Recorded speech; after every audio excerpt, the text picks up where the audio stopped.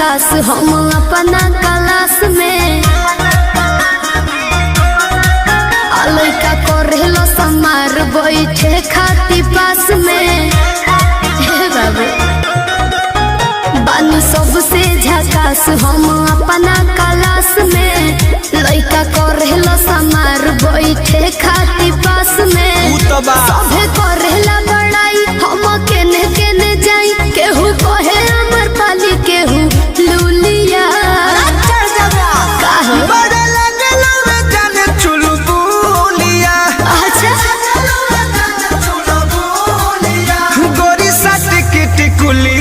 पढ़े जब जानू स्कूलिया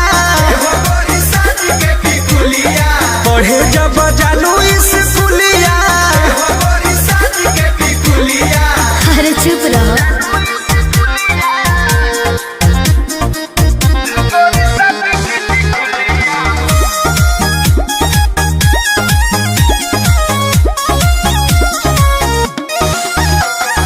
ट्यूशन में मिशन लही कन के बा हमारा बतावे के घड़ी में सभे देखेला समय हमारा जाए आवे के ये हमरा सब बुझाते है बाबू तो का पूछता ए धन ओठ पर लगा के उठल लिया तो चले लू हिरनी वाला चलिया ऐसन बका चिझना हवे जान तू ममोलिया चिझना हवे जान तू ममोलिया मत सट के टिकुलिया पढ़े जब जानू स्कूलिया पढ़े जब जानू स्कूलिया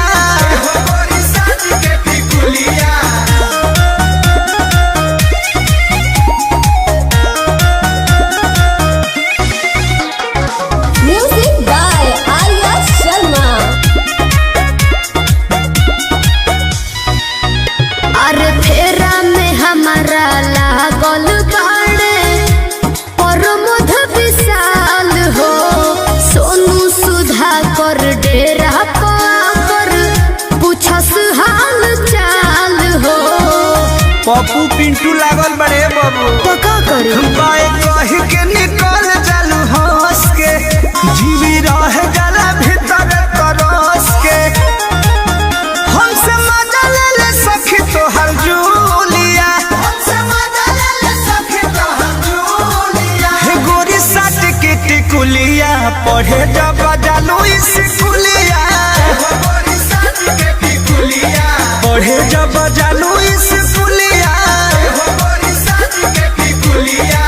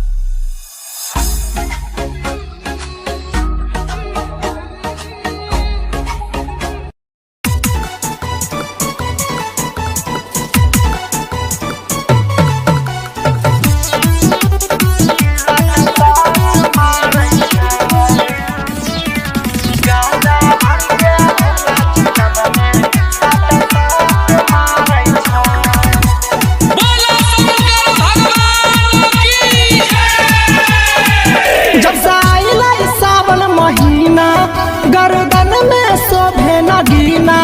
जब सा